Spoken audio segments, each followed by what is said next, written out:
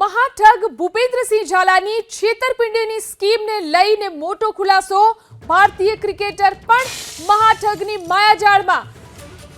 ભારતીય ક્રિકેટરે 25 કરોડ બીઝેડ કંપનીમાં રોકાણ કર્યાનો ખુલાસો। અમદાવાદના એક વ્યક્તિ મારફતે ક્રિકેટરે બીઝેડ કંપનીમાં રોકાણ કર્યાનો ખુલાસો થયો છે। ક્રિકેટરને શંકા જતા થોડા દિવસમાં જ પોતાના નાણાં પરત મેળવી લીધાની માહિતી પણ પ્રાપ્ત થઈ રહી છે। તો ક્રિકેટરે પણ નાણાં રોક્યા હતા। મહાઠગ ભૂપેન્દ્રસિંહ ઝાલાની છેતરપિંડીની સ્કીમનો મોટો ખુલાસો। ભારતીય ક્રિકેટર પણ મહાઠગની માયાજાળમાં ફસાયાનો પર્દાફાશ। ભારતીય ક્રિકેટરે 25 કરોડ બીઝેડ કંપનીમાં રોકાણ કર્યાનો ખુલાસો થયો છે। અમદાવાદના એક વ્યક્તિ મારફતે ક્રિકેટરે બીઝેડ કંપનીમાં રોકાણ કર્યાનો ખુલાસો થઈ રહ્યો છે। ક્રિકેટરને શંકા જતા થોડા દિવસમાં જ પોતાના નાણાં તેણે પરત મેળવી લીધાની માહિતી પણ પ્રાપ્ત થઈ રહી છે। તો એક બાદ એક ખુલાસા મહાઠગની માયાજાળને લઈને થઈ રહ્યા છે। આ વિશે વધુ જાણકારી મેળવી અમારા સંવાદદાતા હિરેન રાજગુરુ આપણી સાથે જોડાયા છે। હિરેન, જે એક બાદ એક ખુલાસાઓ થઈ રહ્યા છે, હવે એવી પણ વાત સામે આવી રહી છે કે એક ક્રિકેટરે પણ મહાઠગની માયાજાળમાં આવી અને નાણાં રોક્યા હતા। જીલન, સોશિયલ મીડિયા ઉપર બીઝેડના સીઈઓ ભૂપેન્દ્રસિંહ ઝાલાના વિડીયો આપ જુઓ એટલે આપને ખબર પડી જાય કે એના કોન્ટેક્ટ કેટલા હાઈ લેવલના છે, ક્યાં સુધી પથરાયેલો આ માણસ છે અને એને માયાજાળ કેટલી પથરાયેલી છે અને એનાથી અંજાય અને સામાન્ય લોકો તો ઠીક છે, પરંતુ ભારતીય ક્રિકેટર પણ તેની માયાજાળમાં આવી ચૂક્યો હતો।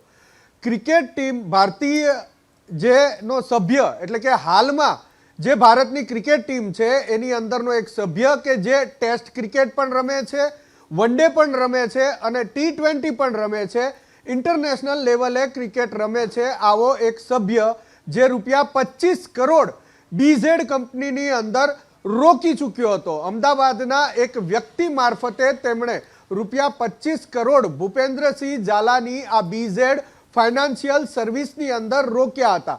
જો કે ખૂબ જ થોડા દિવસની અંદર તેને આ અંગે કોઈ શંકા જતા તેમણે પોતાના નાણાં રૂપિયા 25 કરોડ બીઝેડ ફાઇનાન્શિયલ સર્વિસમાંથી પરત ખેંચી લીધા હતા।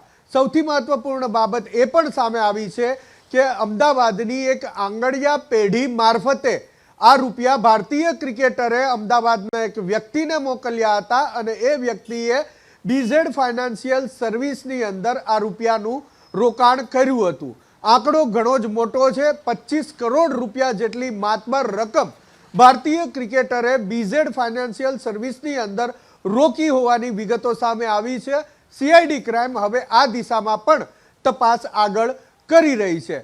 નામ ચોક્કસથી અત્યારે એબીપી અસ્મિતા પાસે છે, પરંતુ જ્યાં સુધી વિગતવાર અને સત્તાવાર આ કાર્યવાહી એટલે કે તપાસની કાર્યવાહી નથી થતી ત્યાં સુધી એબીપી અસ્મિતા આ નામ ડિસ્ક્લોઝ નહીં કરે। એબીપી અસ્મિતા પાસે એ વ્યક્તિનું નામ પણ છે કે જેના મારફતે ભારતીય ક્રિકેટરે રૂપિયા 25 કરોડ રોક્યા હતા બીઝેડ ફાઇનાન્શિયલ સર્વિસની અંદર, એટલે કે ભૂપેન્દ્રસિંહ ઝાલાની આ પોન્જી સ્કીમની અંદર રોક્યા હતા।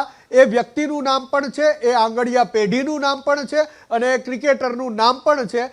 એ સૌથી મહત્વપૂર્ણ બાબત કે આંગડિયા પેઢી મારફતે અમદાવાદના એક વ્યક્તિને આપે છે ભારતીય ક્રિકેટર રૂપિયા 25 કરોડ। એ વ્યક્તિ ભૂપેન્દ્રસિંહ ઝાલાની આ પોન્જી સ્કીમની અંદર રોકે છે, પરંતુ થોડા દિવસની અંદર જ કોઈક આશંકા આ ક્રિકેટરને જાય છે, જેને લઈ અને એ પોતાના નાણાં રૂપિયા 25 કરોડ પરત મેળવી લે છે।